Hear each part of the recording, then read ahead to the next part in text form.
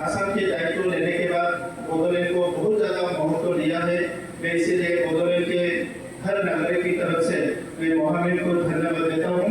और आपने जो मार्गदर्शन किया है इसी से अभी हमें हर सेक्टर में विकास करने के लिए हम लोग को एक जरिया, एक रास्ता हम लोग को मिला है। तो इसलिए आज भी मोहम्मद जी इस प्रोग्राम के बाद सियांग डिस्ट्रिक्ट के विकास का एक रिव्यू करेंगे कि क्या काम हो रहा है, नहीं हो रहा है। मैं मोहम्मद जी को धन्यवाद देता हूँ। हमारे प्रधानमंत्री नरेंद्र मोदी जी 2014 में प्रधानमंत्री बनने के बाद गृह मंत्री अमित शाह जी दायित्व लेने के बाद पूर्वोत्तर में जितना महत्व दिया है, पूर्वोत्तर को जितना सीरियसली लिया है, आजादी के ये 70 साल में इतना सीरियसली कभी नहीं लिए थे। तो इसीलिए 30-40 इयर्स 40 साल से ज़्यादा हम लोग को बहुत भुगतना पड़ा, बहुत सारा इशू। बोले जाओ।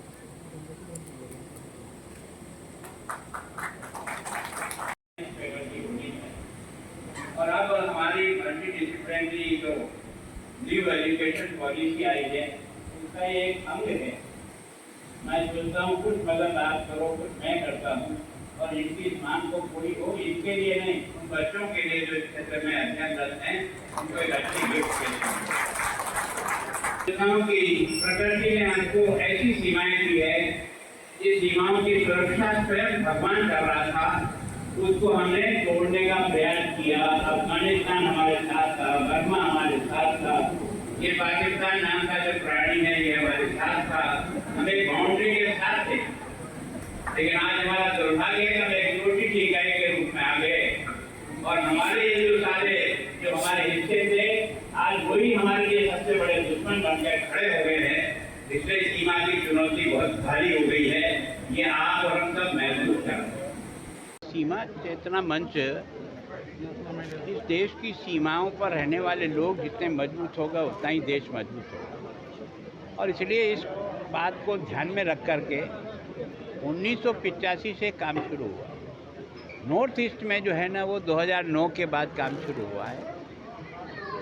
मैं सोचता हूँ कि सेना, बीएसएफ और ये सब अपनी देश की सुरक्षा करते ही हैं, लेकिन सीमा पर रहने वाले जो लोग हैं अगर उनको भी हम उतना ही विकसित करें, डेवलप करें, एजुकेशन की दृष्टि से, हेल्थ की दृष्टि से, रोजगार की दृष्टि से, एफिशिएंसी की दृष्टि से, खेती की दृष्टि से, तब जाकर के सीमा की सही सुरक्षा होती है। तो मैं सोचता हूँ कि लगातार सब लोग प्रयत्न कर रहे हैं और यहाँ के लोगों को हम राजस्थान का बॉर्डर दिखाते हैं, राजस्थान के बच्चों को जम्मू कश्मीर की बॉर्डर दिखाते हैं। ये सीमा चेतना मंच ही करता है। तो उसके कारण से एक दूसरे की जगह का आदान प्रदान होता है, एक दूसरे से सीखने का मौका मिलता है, समझने का भी मौका मिलता है। आज उनकी ये 2 दिन की कार्यशाला है, उसका उद्घाटन का था। मेरे यहाँ भी डीसी मीटिंग थी, तो उसके साथ ये कार्यक्रम भी मेरे साथ जुड़ गया, तो मैं इसमें आ सकता।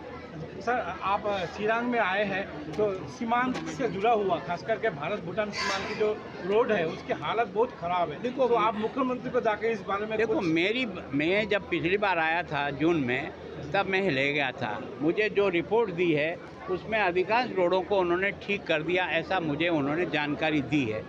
अब अगर आपके पास थोड़ी और डिटेल हो तो एक पत्र पे लिख के भेजें कि कौन कौन सी रोड जो है ना अभी ठीक प्रकार से रिपेयरिंग नहीं हुई है या जो सूचना दी है उसके अनुसार नहीं है।